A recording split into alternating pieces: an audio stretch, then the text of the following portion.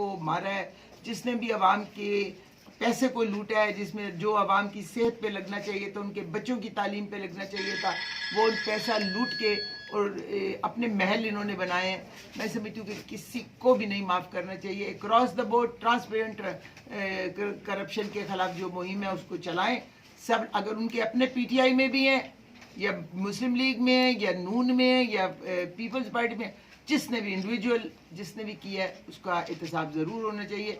लेकिन सबको एकदम जो है ना एक लाठी से ना आंकें कि भाई सारे पॉलिटिशियन गंदे हैं और सारी स्पेस उनकी दूसरी फोर्सेस ले लें, ये नहीं होना चाहिए।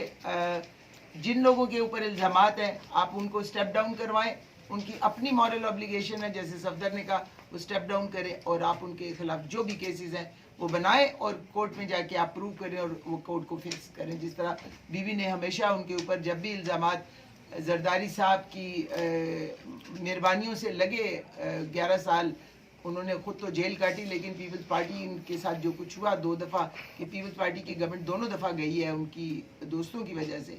तो अब ये जो अब तीसरी दफ़ा फिर पीपल्स पार्टी जो 8 डिस्ट्रिक्ट तक महदूद करके जिस तरह उनके दोस्तों ने जो कुछ पार्टी के साथ किया है कि आज पीपल्स पार्टी का हर वजीर आगे झुका के उनको डिफेंड कर रहा है। भाई जो लोग पीपल्स पार्टी के हैं नहीं, उनका क्या ताल्लुक है पीपल्स पार्टी के साथ के पीपल्स पार्टी के वजीर आके उनको डिफेंड करते हैं। अगर जरदारी साहब के प्राइवेट बिजनेस है, जरदारी साहब खुद डिफेंड करें जाके, कोर्ट्स में डिफेंड करें जाके। क्यों पीपल्स पार्टी का कारकुन जेलों में जाए, क्यों पीपल्स पार्टी के कारकुनों को आप इस्तेमाल करें।